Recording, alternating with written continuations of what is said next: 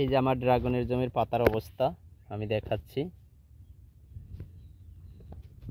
এটা আপনারা জানেন যে আমি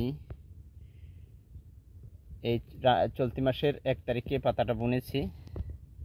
তবে আলহামদুলিল্লাহ পাতাটা এখনো পর্যন্ত কোয়ালিটিটা খুবই সুন্দর আছে এবং সতেজ আছে।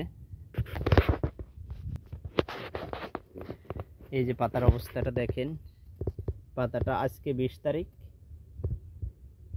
আমি 1 তারিখে বুনেছি, অবশ্য 2 তারিখে জমিতে পানি দিয়েছি, সেচ দিয়েছি। তবে মাঝে আমাদের এখানে 2টা বৃষ্টিতে একটু বৃষ্টিটা বেশি হয়ে গেছে, এই জন্য চারাটা একটু দুর্বল হয়ে গেছিলো। তবে আজ কয়দিন আকাশটা মানে খরা থাকায় পাতাগুলো একটু ভালো হয়ে গেছে, যথেষ্ট ভালো হয়েছে। মাটি যত শুকাইছে তত ভালো হয়েছে। তবে আজকে 20 তারিখ, আজকে পানি হওয়ার সম্ভাবনা আছে এবং নিম্নচাপ চলছে।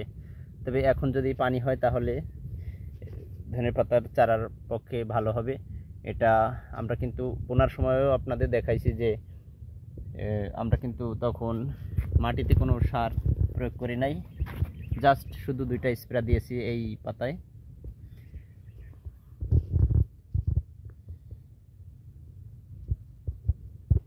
এখন আজকে যদি বৃষ্টি পাই আমরা, তাহলে এই বৃষ্টিতে আমরা টিএসপি দেব এবং অল্প কিছু ইউরিয়া দিতে হবে, এখানে নাইট্রোজেন এবং থিওভিট দেব, সালফার যেটাকে বলে। আর একান্তভাবে এটাতে এখন প্রয়োগ করতে হবে চারাটা টিকিয়ে রাখার জন্য। চারাটাকে টিকিয়ে রাখার জন্য এখন আমাদের প্রথমত দিতে হবে মাটিতে যেহেতু পরিমাণ কেঁচো আছে, আমরা তো এই ড্রাগনের জমিতে পর্যাপ্ত জৈব সার ব্যবহার করি, গোবর সার ব্যবহার করি। এখন এই কেঁচোটাকে নষ্ট করতে হবে প্রথমত জমি থেকে।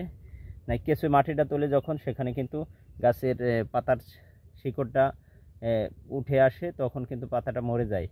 তো এখন প্রথমত অবস্থায় আমরা কেঁচোটাকে নষ্ট করব যে কোনো কীটনাশক দিয়ে, ফোরাডান দিয়ে। আর দ্বিতীয়ত হচ্ছে উপরে আমরা যখন একটু ভুল করেছি, এটা হচ্ছে বিচুলি যখন দেওয়া হয়নি পাতার ভিতরে, তাহলে একটা কাজ জরুরিভাবে করতে হবে, এটা হচ্ছে যে কোনো কার্বন ডাইঅক্সাইড, যে কোনো ছত্রাক সারের সাথে মিক্সড করে জমিতে দিতে হবে, যাতে উপরে স্প্রেটা তো পাই এবং শিকড়গুলো যাতে ভালো থাকে। এটাই আমার এখনকার পরিকল্পনা। সারের সাথে ছত্রাকটাকে ভালো করে মিশিয়ে আমি এখন পানি হলে জমিতে ছিটিয়ে দেব, তাহলে একটা গ্যারান্টি থাকবে যে আমার শিকড়টা পচবে না এবং গাছটা সতেজ থাকবে।